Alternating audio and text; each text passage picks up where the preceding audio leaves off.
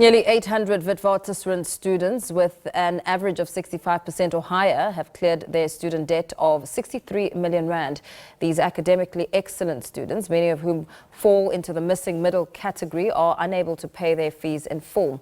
With their fees paid, 336 students can graduate, while the remaining students can register for the 2025 academic year. Shirona Patel, Head of Communications at the university, joins us to further discuss this. A very good evening to you. Thank you so much for your time.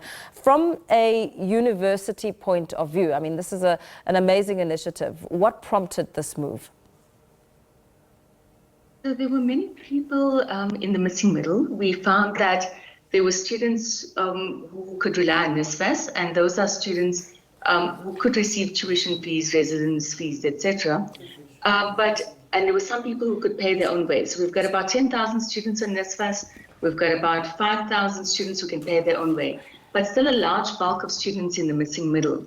So what we did is we asked these students who did not qualify for NSFAS, but who also did not have the means to pay their own way, to register on a portal which we created. And essentially they had to put their details in there and state how much they required. We then go out to the private sector, to the CETAs, and to other funding bodies, and we gather funding from these different entities, and we try to match donors with students. We've managed to, as you heard in the introduction, to have the debt of about 800 students cleared, and many of them can graduate this year, and many of them can also register for the 2025 academic year. But it's still not enough. Yeah. We need more funding because that missing middle number is quite large. Yes, there are many others who still require funding. Perhaps talk to us a little bit about the kind of criteria that was used to select this group of 800. Yeah, so what we do is we asked people to register on the portal. Mm-hmm. We then pull all their results. So we know exactly what they're studying, which year they're in, but they all have to be academically excellent. This means that they need to be passing, and they need to be passing well. We then went through the list and looked at all of those students who had 65% and above, and managed to secure funding for those on the portal. So that's how this was done. However, in other cases, you may have donors, for example, who would give us funding for professional students, or engineering companies who would fund engineering students, law firm who would fund law students. So I think it really depends on what the student is studying and what the donor is willing to fund.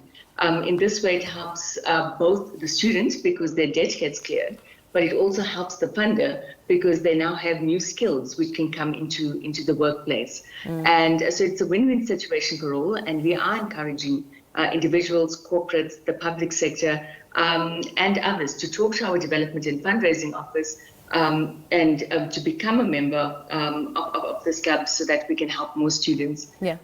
The student leadership, the SRC, has also started a legacy fund, and they're also trying to fundraise for students in this category. Yeah, I mean, it's good that you touched on the SRC because, my understanding is that they had started this initiative before you as a university announced this initiative. And for the critics who may be watching and thinking, why now? Why do it now? Is it because it may have come as an embarrassment to the university that the SRC had launched its own fundraising drive to help struggling students? Is there anything to be made of that? Oh, that's complete conjecture. That's hogwash. This initiative was started years ago, this database system, and for years we've been matching missing middle students with donors. So it's a project which the university has taken on for a number of years at least.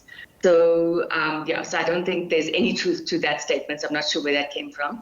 And every year the SRC, and we get a new SRC in every year, and we work with the different SRCs in every year to try to fundraise for students. In fact, for at least the past 3 years, we've told the SRC that whatever they fundraise, we will match that funding. Last year, we did exactly that. Where the students fundraised about 3 million rand last year, and we matched that, so they had 6 million rand. But in total, the university administers close to 1.8 billion rand. That was last year in financial aid, scholarships, and bursaries. And out of that, about 900 million comes from NSFAS. From the university's own coffers, we give about 180 million rand in scholarships. So that's the scale we're talking about there. Some of the challenges that we still have are, for example, with our historic debt, where people have accumulated debt over years, or where people are in NSFAS and they don't pass in time, so they lose the NSFAS funding. And there are many reasons for why students accumulate debt. Sometimes it's they stay in residences which are too expensive, etc.